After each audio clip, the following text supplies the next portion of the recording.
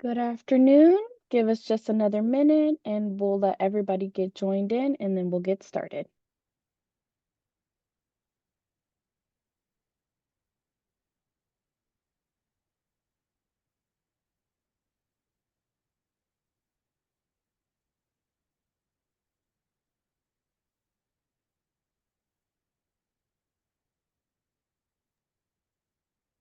Good afternoon. We're going to get started in just another minute. We're allowing others to join.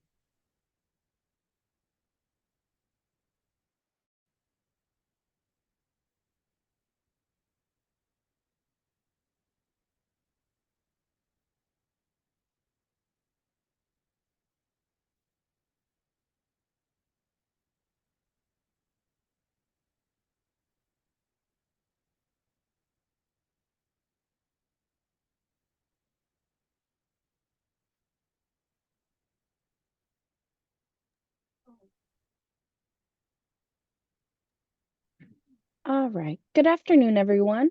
Welcome to Flood Early Warning Systems, also known as FEWS, Technology Solution, Products and Related Services, Vendor Pre-Solicitation Conference. We are glad to have you with us today. Before we get started, let's cover a couple of housekeeping items. Just a reminder that you can change your audio by switching between computer and phone. We want to remind everybody that everybody is muted this afternoon, but if you have any questions or if you have something to address with the group, please open your Q&A box and put your questions in there, and we'll take time to answer those as we go today.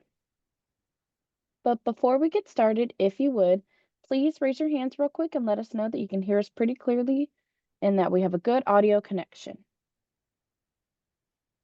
Thank you for that.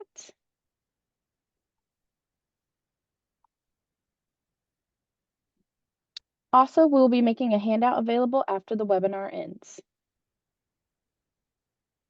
Today, your speakers are Stephanie Harrison, Director of Cooperative Procurements, James Burkhart, Procurement Lead, Marie Cohan, Statewide Digital Accessibility Officer, and Teresa Williamson, BOC Director. The agenda for today, we're going to go over the RFO, which is going to cover RFO overview, RFO contents, RFO scope, evaluation criteria, terms of contracts, schedule, Texas Government Code 2161, digital accessibility, general information, bid stamp vendor information system portal, VIS overview, mandatory submissions. Then we'll take about a 10-minute break. Then we will end the conference with some questions, and then we will be done. I'm going to pass it on over to James. Thank you, Patty, and thank you everyone for joining our pre-solicitation conference this afternoon. So really quick, our RFO overview. The objective of this RFO is to solicit responses from potential respondents, that's you, to provide flood early warning systems for our cooperative program, master contracts. Please note that DIR is not soliciting these services or products for the agency, for DIR itself. This is a net new RFO. We have not solicited it before, and DIR may make multiple awards for this RFO. Next slide, please.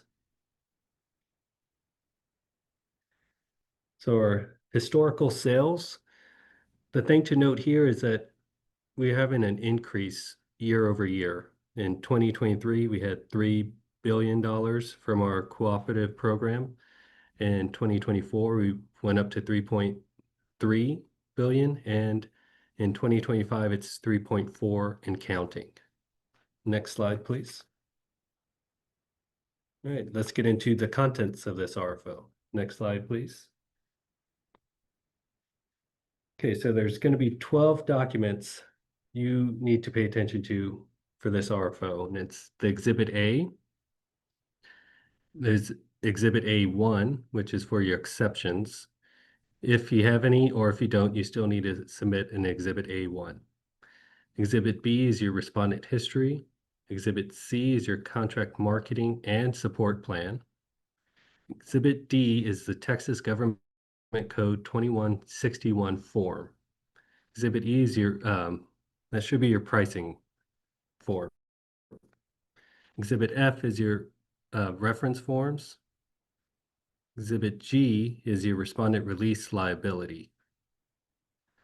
And then it goes into the accessibility forms. And we'll get into more to all of these exhibits in the next slides. Next slide, please.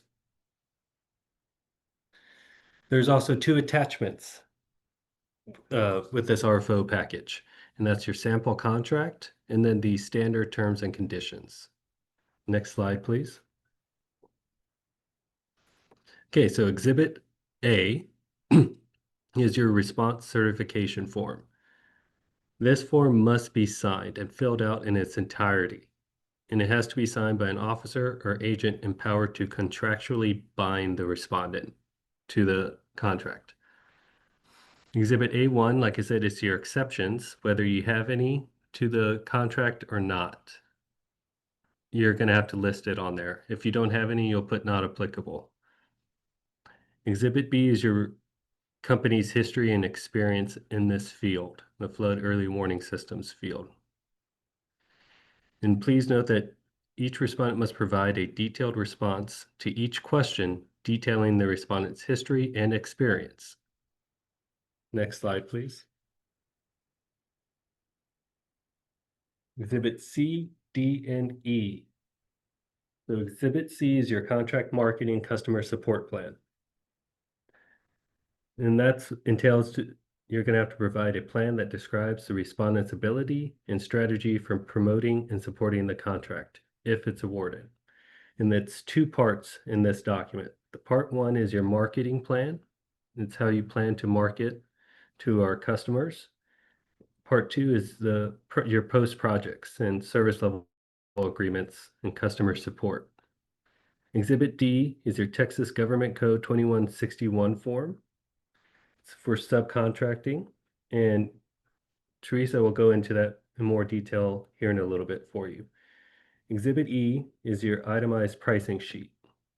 And the purpose of this is to obtain pricing and evaluate the responses to this RFO.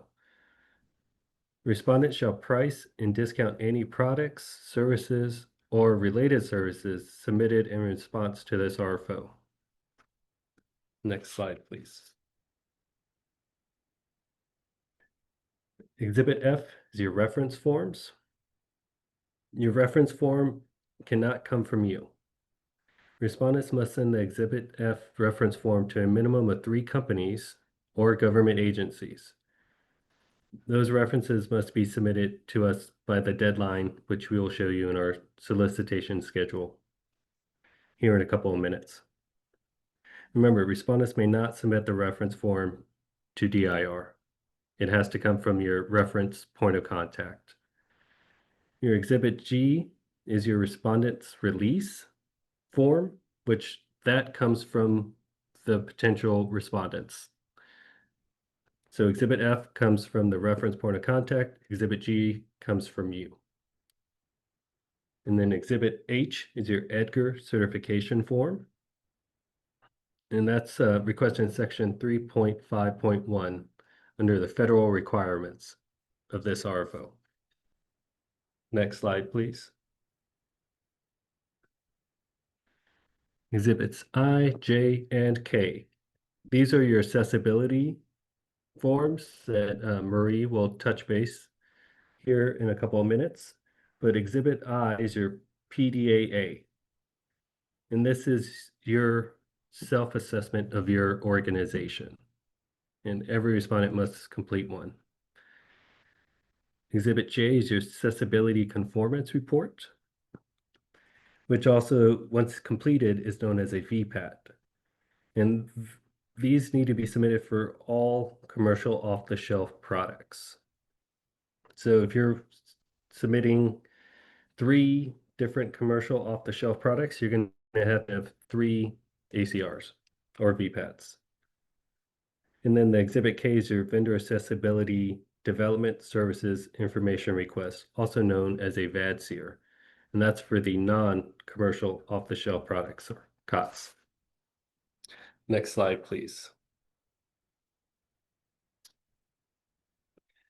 All right, the RFO scope, meat and butter, bread and butter, sorry.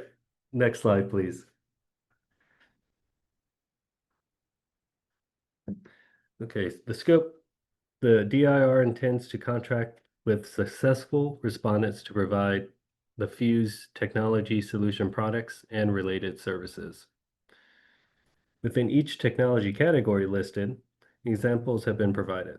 The list of examples is not intended to be exclusive, but rather a general indication of what we're looking for in this RFO. Other services that may not be detailed or listed examples, but which adhere to the definition of each technology category are also in scope of the RFO. Each of the categories implies a requirement for the skills to accomplish the outcome and deliver an acceptable product to the customer. Next slide, please. Section 2.1.3 is the services, categories of services. It's emerging technologies, including but not limited to artificial intelligence, quantum computing, the respondent software for service delivery, etc. It may be leveraged if approved by the requested agency, provided the use of these technologies is properly documented in the final scope of work of deliverables and/or other related services. These technologies must follow applicable laws and regulations. Agencies may request information on technologies such as transparency, governance, and data management. Next slide, please. This is just a quick overview of the categories we have within the scope. So we have the hardware products, we have software products, then we have our services and turnkey solutions. Next slide, please. So we get a little bit more in detail on these. So for the hardware products, again, this is not exclusive, it's just an overview of products we're looking for related to flood early warning systems. So we have gauges, sensors, sirens, cameras, flashing lights, barrier gate systems, float switches, bubblers, pressure transducers, power supplies, data loggers, data transmitters, mounting hardware, and replacement parts. Next slide, please. Section 2.1.2 is our software products. That'll entail telemetry systems, emergency notification systems software, sensor reading software, GIS mapping software, hydrologic models, hydraulic models, and other flood models. Next slide, please. Section 2.1.3 covers our services, which include but not only is installation, aerial surveying, monitoring services, testing services, implementation, data analysis, business analysis, architect engineering, report configuration, hardware warranty, maintenance, support, training, library subscriptions, managed services, calibration and testing, inspection, reporting, and software configuration. Next slide, please. So section 2.2 briefly covers things that are out of scope for this RFO, which are deliverables-based information technology services, also known as DBITS, cloud broker services, cloud assessment services, professional or consulting services as defined in Chapter 2254 of the Texas Government Code. And also, please note that any of the products listed in the Texas prohibited software or application/developers, manufacturers, is also going to be out of scope. And when we send these slides out after the conference, that link will send you to the list of manufacturers and software that are not prohibited. Next slide, please. Okay, and also I just wanted to note that we are going to have an aggressive timeline for this RFO before the rating season starts again. And because of that, we're going to go over the exceptions. So respondents are encouraged to not request exceptions to our standard terms, contract terms and conditions. DIR may disqualify a respondent based on any individual exception or combination of exceptions if, in DIR's discretion, respondent's exceptions are excessive or unlikely to be resolved to DIR satisfaction. And exceptions will be considered by DIR in determining best value for the state. DIR, in its discretion, may or may not accept a respondent's requested exceptions. Please note that the exceptions must include the solicitation document title, if it's from Exhibit A, or if it's from the contract, the section number, and the section title. Explanation as to why the respondent cannot comply with the term and condition, and also the proposed alternate language. And please redline against the standard language. Again, if there are no exceptions, the respondent shall explicitly state in Exhibit A1 exceptions table that the respondent takes no exception to any part of this RFO. That's important. Next slide, please. All right, let's get into the evaluation criteria. Next slide, please. So this is the high view of the pass-fail of our evaluation. There's Exhibit A, which if it's not signed, that's an automatic fail. There's also the financial information, which is off of the Duns and Bradstreet. The subcontracting plan, which is Texas Government Code 2161 form. The vendor performance score, and the accessibility compliance. Next slide, please. So the administrative review, it's conducted over Exhibit A. It has to be completed and signed. Cannot stress that enough. It needs to be signed. It really hurts to see someone who submits a great response, but they don't sign Exhibit A, and we have to fail them and not accept their response. Also, another pass-fail is any missing or blank ACRs, VADSEERs, and/or PDA self-assessment. And also, the subcontracting plan needs to be completed and signed. Then there's the financial review. Respondent shall provide an accurate DUNS number on line item 3 of Exhibit A, respondent information. Respondent's financial stability as reported by Dun & Bradstreet. Please note that Dun & Bradstreet corporate addresses need to match the address on Exhibit A. And we'll touch a little bit more on that here in a minute. Next slide, please. Okay, pass-fail criteria. Again, incomplete response packages will be rejected. The financial review and HSP review are on a pass-fail basis. Failure to provide a DUNS number may result in your response being disqualified. Only responses that receive the passing grade will proceed to the next evaluation phase. Section 4.2.1 covers the weighted evaluation criteria. So Exhibit E, which is your pricing form, is 40% of the evaluation. Exhibit B, your history and experience, is 30%. Exhibit C, your marketing and customer support plan, is also 30%. Next slide, please.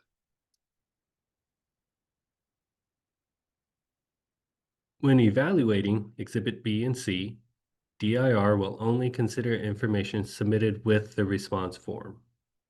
Any information provided outside the response, such as web pages, links, or information included by reference, will not be considered. This also includes marketing materials, which are not allowed to be submitted as part of your response. DIR's evaluation of respondents' history and experience may include consideration of respondents' performance as recorded in the CPA Vendor Performance Tracking System, as described in Texas Administrative Code 34 TAC 20.115. Next slide, please. Okay, the contract. Next slide, please. The term of the contract. As described in section 2.6, DIR anticipates that the initial term of the contract will be up to 2 years with one optional 2-year renewal and then one other optional 1-year renewal, which potentially could be a total of 5 years. Section 2.6 also mentions the option to extend, which the successful respondent agrees that DIR may require continued performance beyond the initial or any renewal contract term of any of the within the described services at the rates specified in the contract. Okay, next slide, we'll get into the schedule of this RFO. Next slide, please. Okay, so this RFO was published to the Electronic State Business Daily on November 19th. The optional pre-proposal webinar, which is today, December 3rd. That's what we're here for right now. December 12th is the deadline for submitting questions about this RFO. And then January 21st is the deadline for us to receive respondent references and also the deadline for submitting your response to this RFO. And then the following day, January 22nd, until completed, is the administrative review, the evaluation of responses, negotiations, and contract execution. Okay, next slide, please. And I believe I'm handing it over to Teresa. Thank you, James. Thank you. Good afternoon, everyone. My name is Teresa Williamson. I'm the Director of the Business Outreach Coordination Office. Next slide. Let's talk about subcontracting. All vendors will complete a Texas Government Code 2161 form, also known as your subcontracting plan. Please visit the link that is provided for you for the most current approved copy of the subcontracting plan. Next slide. All respondents are required to submit a completed, signed subcontracting plan.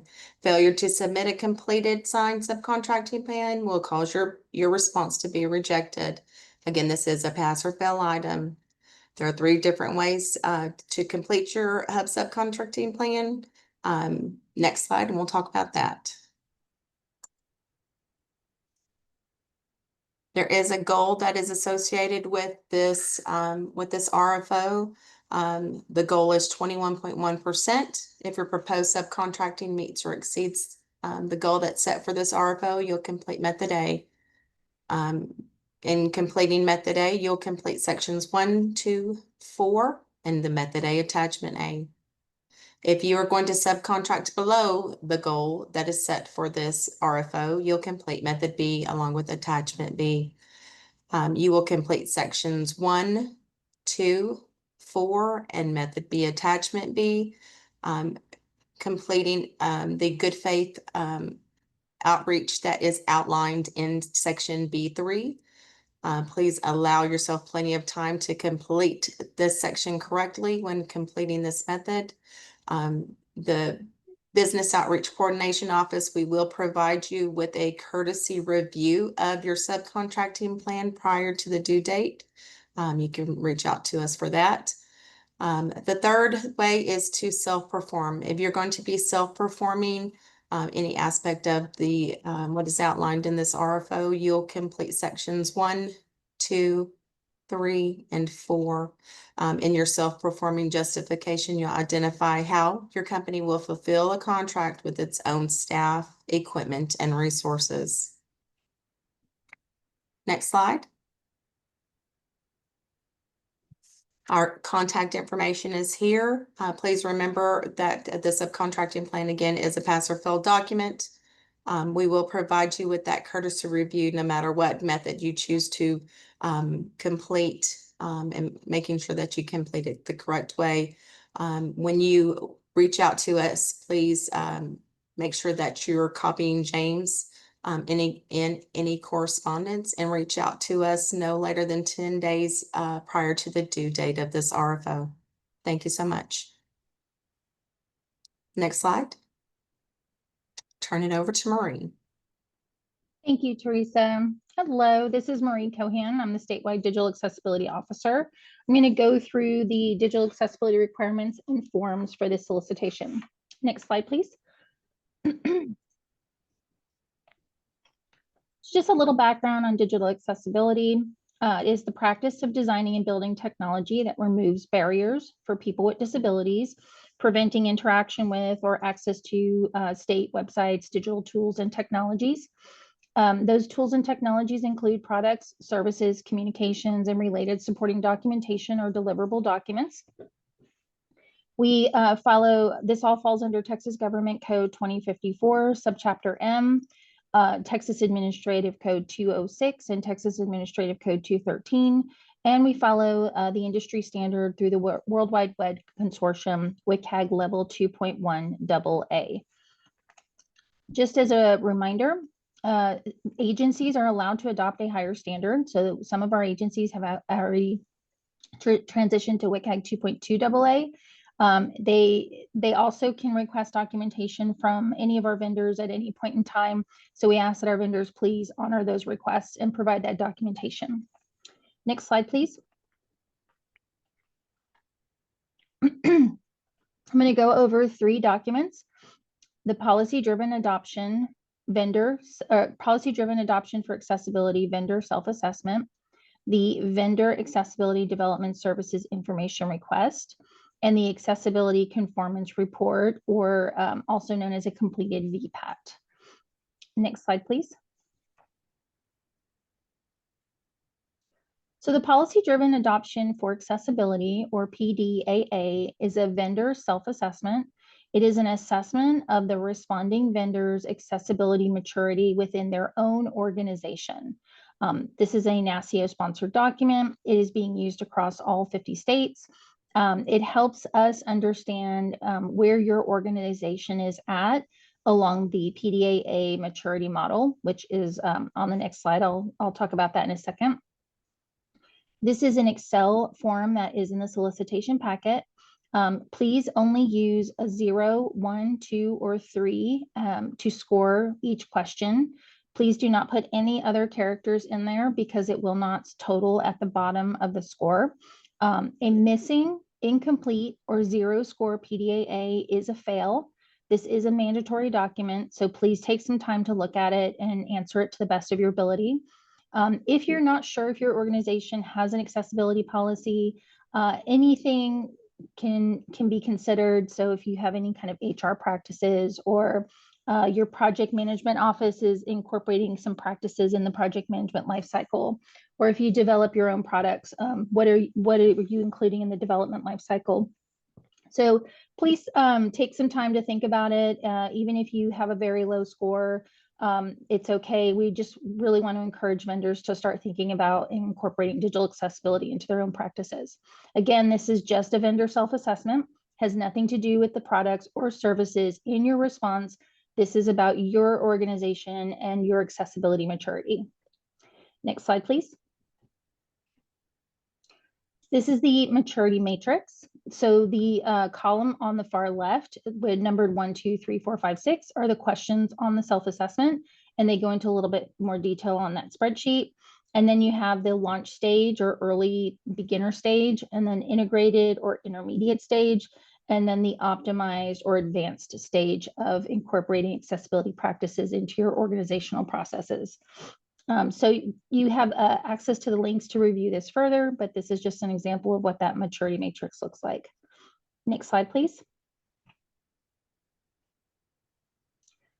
Okay, so let's talk about the products. Can y'all still hear me? My headphones just died.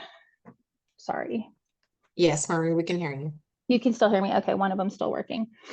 The accessibility conformance report is for products. It is also known as a completed VPAT. The VPAT is just a template. It's an industry standard template. You will complete this for all products that have a user interface. So whether it's a software product or a hardware product, some of your products that are in scope here may just be some sort of sensor or surveillance. But if the data collected from that type of hardware product is going into some sort of software application or some kind of digitized screen that a user will be reviewing the information, that's considered a user interface, and you will need to submit a ACR for that particular product. What the ACR is a review of the VPAT, which has all of the WCAG success criteria on it. You will test your product, both preferably automated and manual testing. And then you'll document on the VPAT how your product conformed to each of those different success criteria. It's usually supported, partially supported, not applicable, or not tested. Anything that is not fully supported, please provide an explanation. If we see something that says partially supported and there's no explanation in the field, then we tend to score those down. Also, please use a newer version of the VPAT. We're looking at 2.4 or higher. If your ACR that you submit is more than 3 years old, that is going to probably be returned back or scored down very low. So we are looking for, recent testing, actual testing. We have some that come to us that say general product knowledge as the testing or evaluation method, and those will also score down. So please take some time to work with the product manufacturer to get those ACRs, or if you are the product manufacturer, please test your product and let us know how it conforms to the WCAG success criteria. Our customers are going to be relying on this, and they have much more stringent requirements around these ACRs. Next slide, please.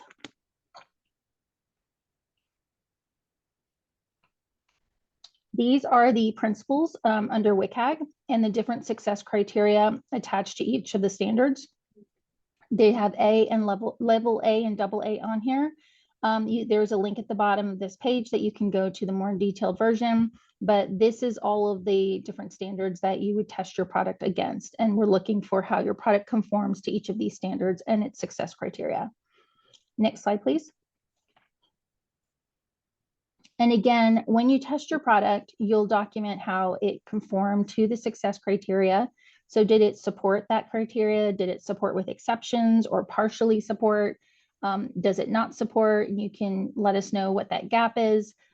Is it not applicable, or is it not evaluated for a specific reason like level AAA? We do not require anything to be level AAA in the state of Texas. Next slide, please. Okay, so now we'll talk about the VADSR for development services. If you have any kind of development service, and there's some examples here, and I do believe I saw in the scope software configuration. So if the software configuration is enough to impact the user interface, even if it's just changing colors or how fields are represented, then we will need you to complete this form. And this form has several questions on it that just help us understand your approach to development. Let's go ahead and jump to the next slide, please. So I'll go through these questions that are on the form. We do ask that you provide as much detail as possible. And the questions on this form, again, are tied to WCAG 2.1 AA.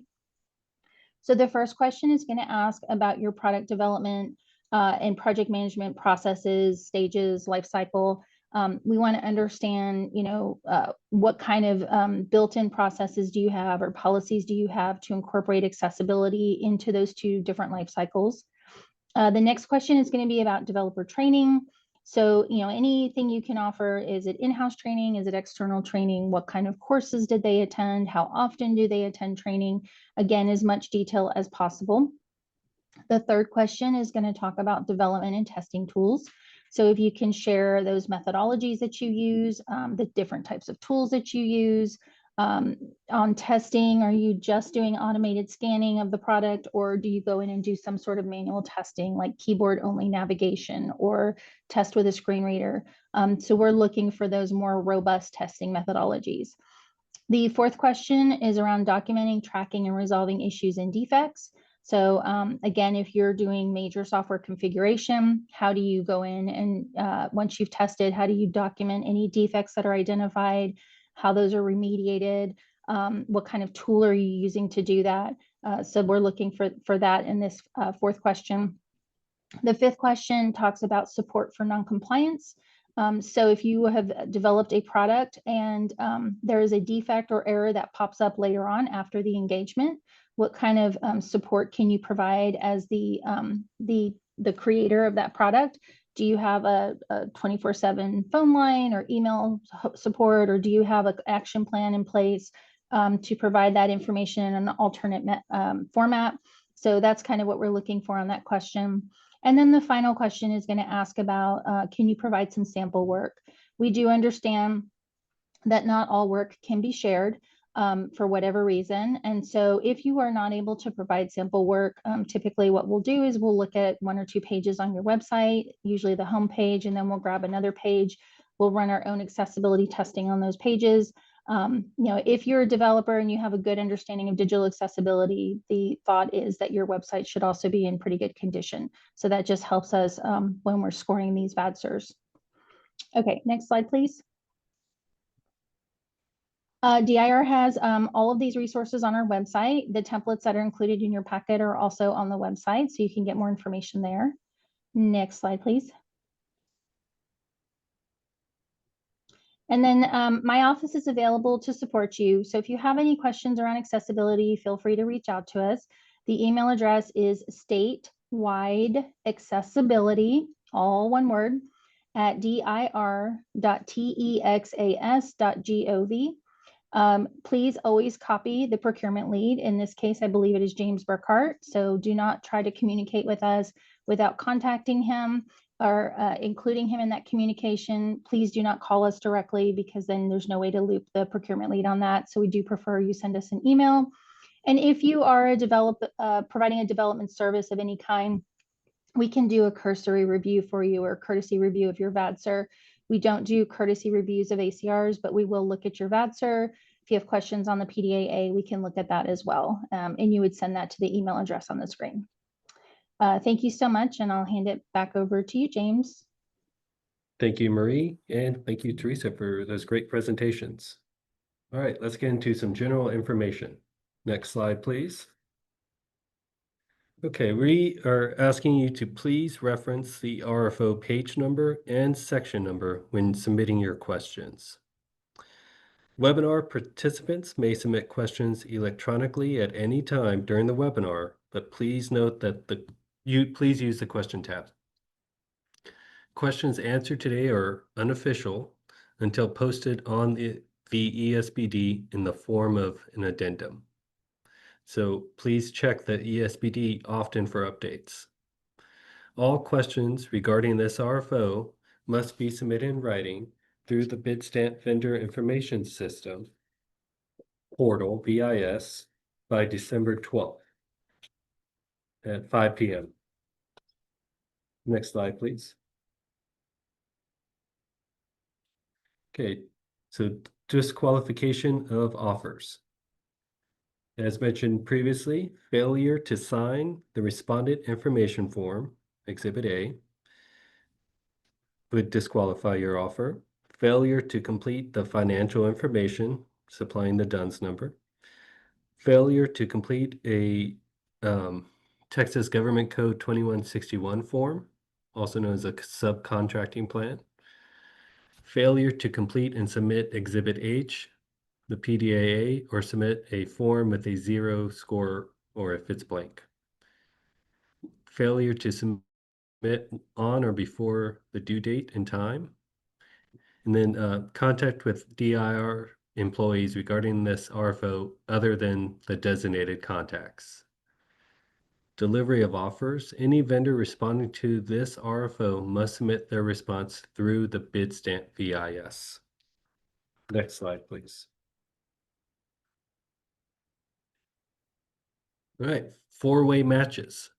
There's Exhibit A, the response document, the Secretary of State registration, Duns and Bradstreet record, and your bid stamp / Salesforce account. Next slide, I'll go into it a little bit more. So next slide, please. So what information must match out of that four-way match? Your company legal name, including any DBA that is legally registered, and including punctuation. Also, the company corporate address must match, the company FEIN number must match, and the company DUNS number must match. Next slide, please. So when you're uploading your response files, this kind of goes over the naming convention, which makes everything easier for everyone. Please note on the form of response on this slide, the 3 X's, those are going to be replaced with your company's abbreviations. So you'll take those X's out and you'll put your company's abbreviation in there and then leave the rest the same, _608, _exhibit A, and such as. Next slide, please.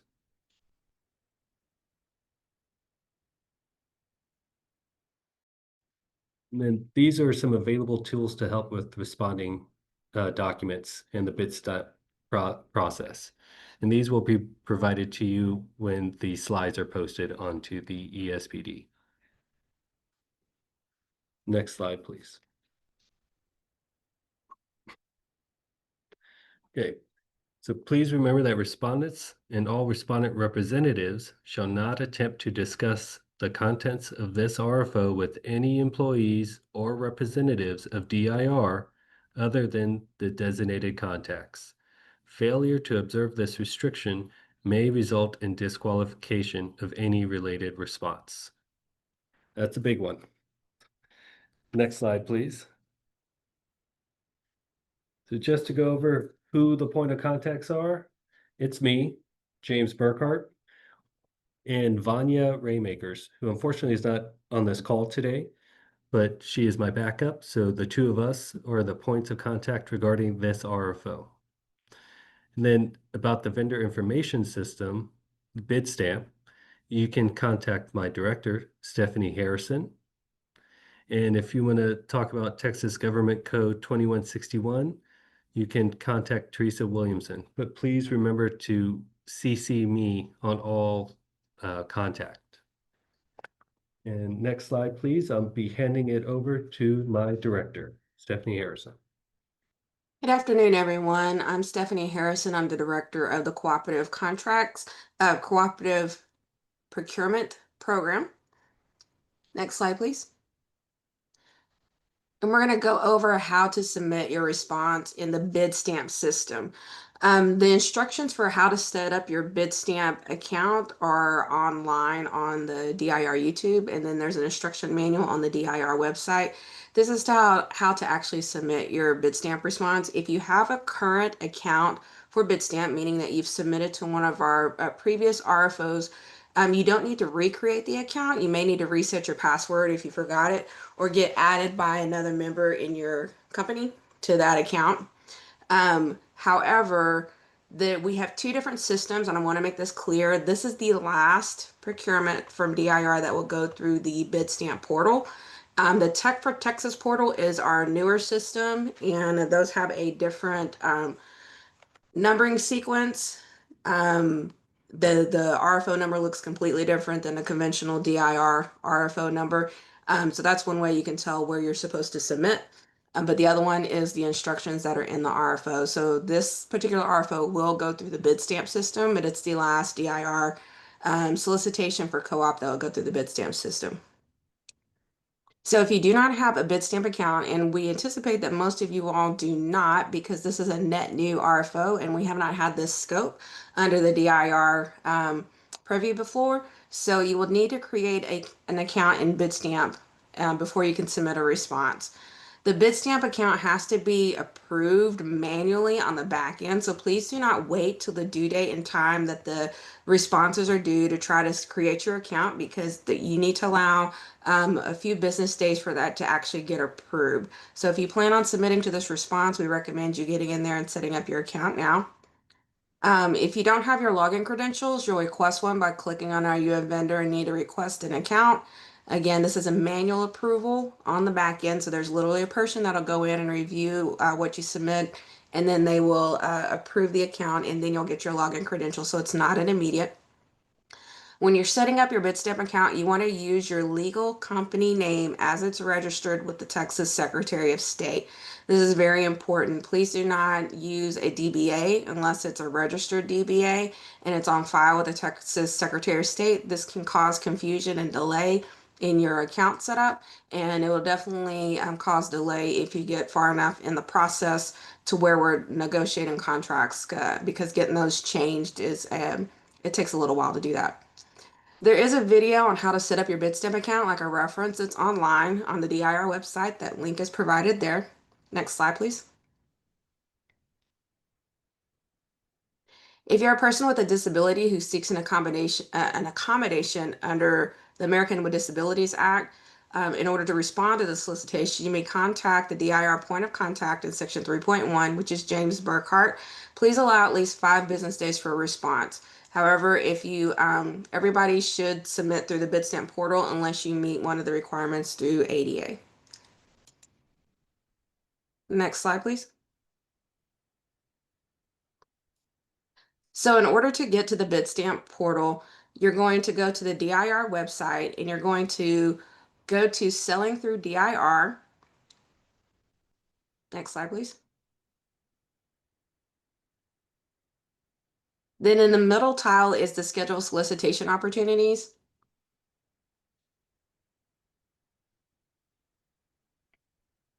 When you scroll down to that, the Bitstamp Online Solicitation Portal, that's the link where you're going to click on to log in.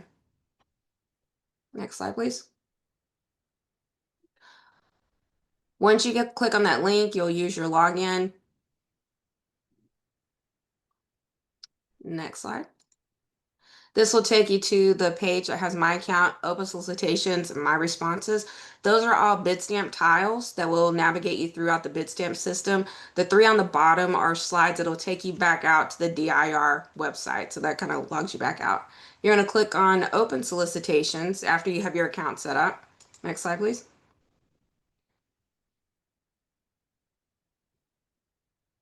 Next slide.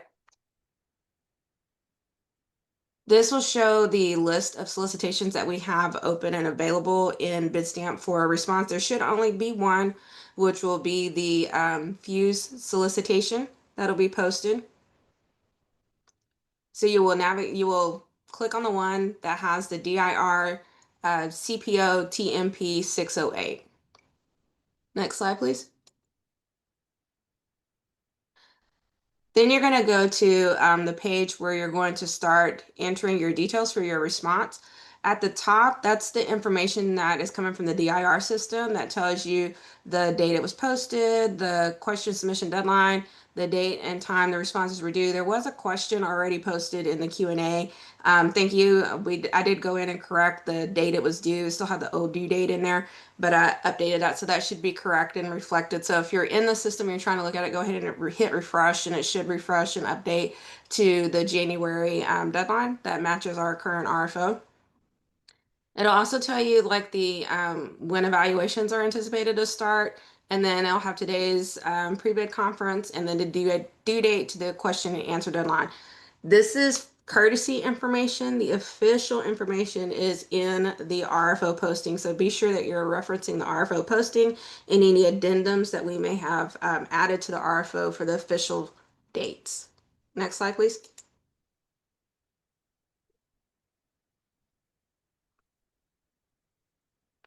There's several buttons and things that you can do on that creating a response page. One is to respond to solicitation, or if you've already responded, you can view your response. So in order to create a new response or view one that is in progress, you're going to click on that button, and changes after you've started one to view response. That allows you to resume your progress on any existing RFO response. So you can come in and out of your RFO response up until the due date and time that the RFO is due. Once the RFO is due, or that due date, you won't be able to navigate around in here anymore. Ask a question that allows you to submit a question to DIR that goes directly to James. You can submit questions up until the question submission due date and deadline. If you're submitting questions on email, you don't need to submit the same question in the Bitstamp system. All of them will go to James. So we don't need duplicate questions in there. You will not get a response back in the system or on email on your questions that are submitted. All questions will be answered in an official addendum to the RFO where everybody gets the same answer at the same time. So we won't be responding individually to questions. It's a one document with all the answers to all the questions that are posted. You can subscribe to solicitation if you would like to receive notifications. We recommend this if you're interested in responding, because when we post the addendum to the RFOs, a notification goes out. If you subscribe to the notifications and you've enabled to receive notifications from the system, so please don't block us so it doesn't get sent to spam. View solicitation documents is a link that navigates you to the electronic state business daily for the solicitation documents and to view those documents in that format. Next slide, please. This slide is where all of those buttons that I just went over are located. So they're kind of in the middle of the screen. You have in addition to this, you have the delete button. That deletes any of the information that's been uploaded to the response record before the response has been submitted. Once the response is submitted, you must withdraw the button response in order for it to come out of the system. Both of those negate your submission to DIR. So if you delete it, we don't get it. If you withdraw it, we do not get it. The only way we get it is if you have submitted the response fully and complete to DIR. And we can't see what you've done on your end. We can only see after it's submitted and the due date and time have passed. So we're not able to verify that we received your response. That shows up on your end. The ask a question, I kind of went over that already. Again, if you're using the ask a question button here, please do not send the same question in email. They will get answered in the addendum document. Also, please only enter one question per line. Don't group a bunch of questions in a block. They don't always come across clean if you go over the character count in that question section. So please, one question per line, and you can submit as many questions as you need to. On this particular solicitation, you do not need to do the pricing form in Bitstamp. We're anticipating that the pricing for this, when you're working with the customer, will be off of a statement of work, and all of these are going to be very specific to their project. And so we don't have a clean way to evaluate across the board pricing. So you do not need to submit pricing through the Bitstamp portal. In order to upload the new response documents, that's down towards the bottom. You're going to upload the files that James went over previously from the RFO posting. Please make sure they're completed. If it requires a signature, please make sure that it's signed.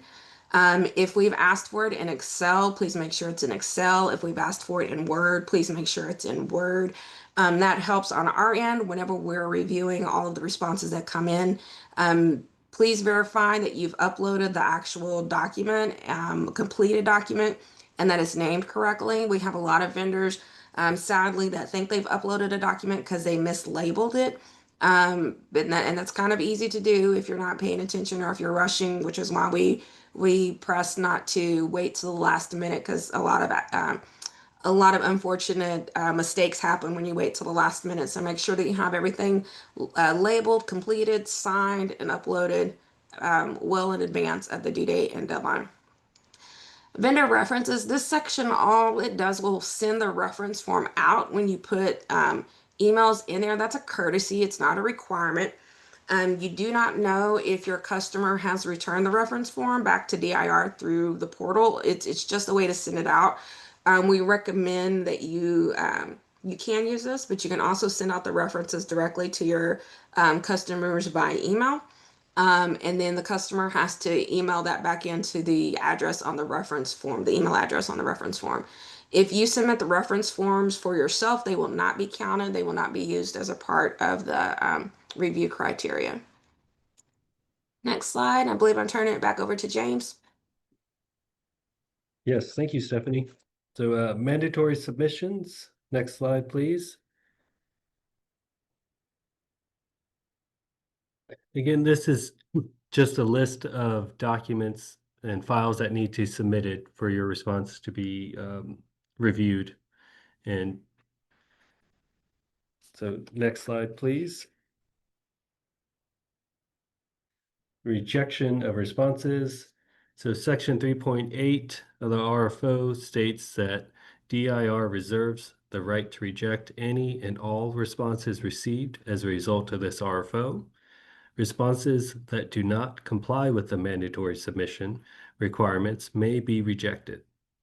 In addition, DIR reserves the right to accept or reject in whole or in part any responses submitted, and to waive minor technicalities when in the best interest of the state. Next slide, please. Okay, this brings us to our quick 10-minute break. And when we come back, we will answer any questions that have been submitted.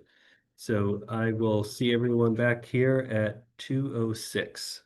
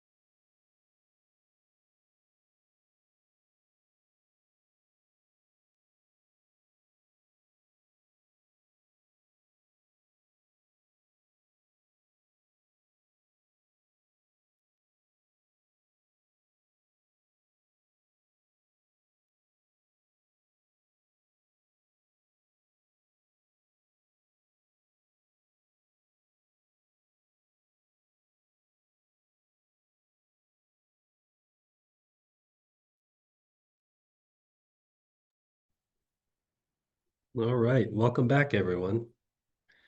Let's start addressing some questions. Okay, so the first question is in VBID, the deadline for questions is 12/12, but the submission date is 12/10. Can you please verify when questions should be submitted for this RFO? Yes, it is December 12th. Okay, thank you. Yeah. Thank you. Our next question is, if we are a manufacturer, can we add manufacturer reps and dealers to sell under the contract? Please confirm this would not be considered a subcontractor.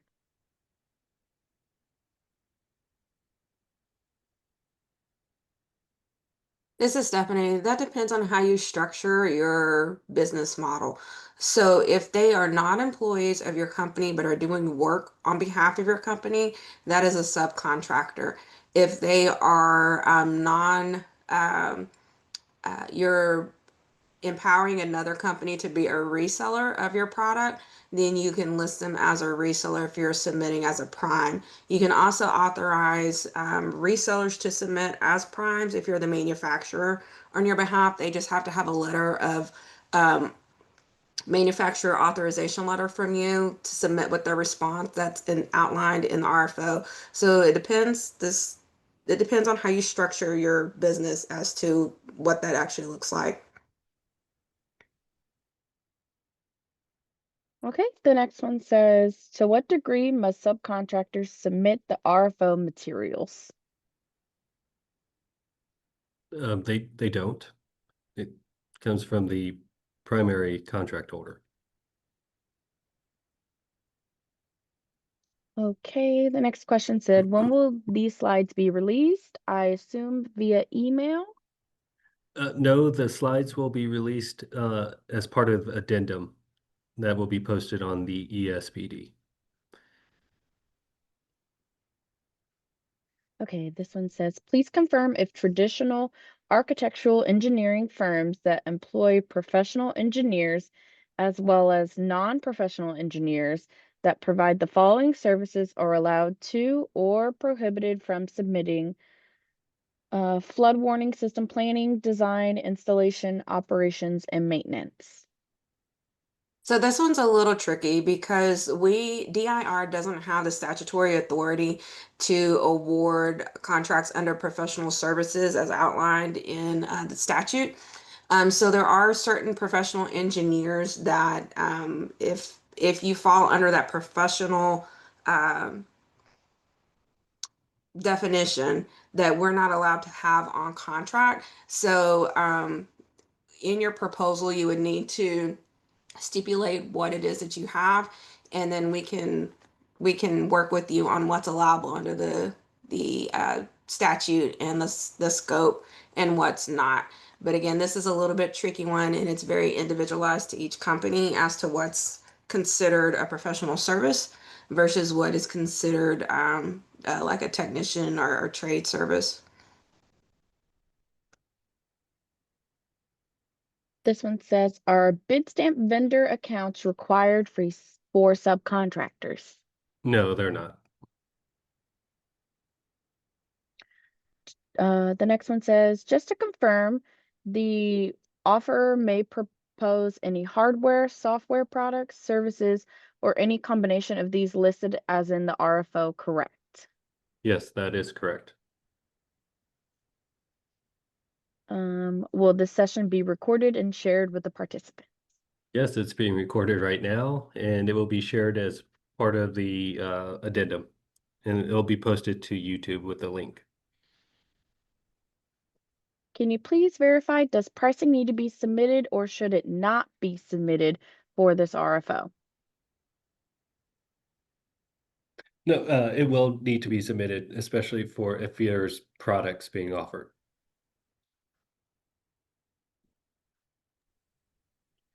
Okay, can you please confirm if hardware only for outdoor warning sirens is acceptable without software? If yes, please confirm if no software is provided, a VPAT and other accessibility documentation is not required. James, do you want to answer the first part of this question and I can weigh in on the second part? Yeah, that's going to be kind of a case-by-case basis because some sirens will probably have software affiliated with them. So it's kind of a yes and no question on that one.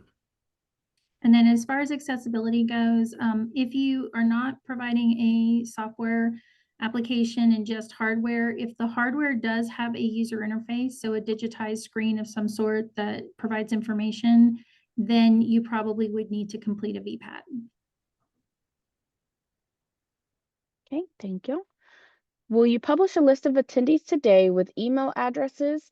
This may assist interested organizations in the selection of subcontractors or component providers. Yes, a list of attendees will be posted with the addendum. This one says, curious if you can share what changes were made from the first RFO to this most recent version of DIR-CPO. That says TMO, I think it's supposed to be TMP-608, as far as FEWS scope and related services. There So was, there weren't, oh, yeah, sorry, Stephanie, go ahead. sorry, there was no changes to the scope. We had some technical verbiage that we needed to change, but there were no changes to the scope. Okay, thank you. If we have existing contracts in Texas and we are selected for the DIR, do we need to route existing contracts through DIR? No. If we are a part of a team and a local FEWS only requires a subset of our team's services, can a local community contract directly with the subcontractor for that service, or do they need to go through the prime? They would have to, if they're going to use our contract, they will have to go through the prime. But the prime will use a subcontractor. Okay, do you plan to go through the scope, BOM, and desired technologies for this RFO? I'm not sure what BOM is. I'm not sure what BOM is either, but we did go through the scope earlier in the conference. Okay, and last one says, please verify the intent of hydrologic, hydraulic, and flood models being software component. Please note that statute 2254 would be required to develop hydrologic and hydraulic modeling in support of FEWS development. So that's really, we're trying to get a turnkey solution, really, is what those, or the intent of that is for. We want to have our customers be able to pick and choose what components they actually need for their flood early warning system. Okay, and he said BOM is bill of materials. Okay. Okay, well, that's all the questions that we have. So as far as like bill of materials and details, that comes from the customer. DIR, we're establishing master contracts, cooperative master contracts for our customers to purchase from. They can pick and choose what they want to utilize. If they want to utilize the DIR contract, so the details of what they want or wanting to purchase will be at the purchase order level. Okay, next slide, please. Just a couple of reminders. The questions that were answered today are unofficial until they're posted on the ESBD in the form of an addendum. Any changes or additional information regarding this RFO will be posted as an addendum to requisition number DIR-CPO-TMP-608 on the ESBD. Also, it is the responsibility of vendors to monitor the ESBD website for addenda. Next slide, please. Again, this is just the solicitation schedule. Please note the dates. December 12th is the deadline for submitting questions. January 21st is the deadline for submitting responses and for DIR to receive the respondent references. And next slide. And everyone, I just want to thank you for taking time out of your busy schedule for this DIR's Flood Early Warning System pre-solicitation. This is my contact information if you have any questions or inquiries. And I also just want to thank all of the panelists for joining and doing such a great job in helping answer questions. Okay, thank you again, everyone. Hope you have a great rest of your day.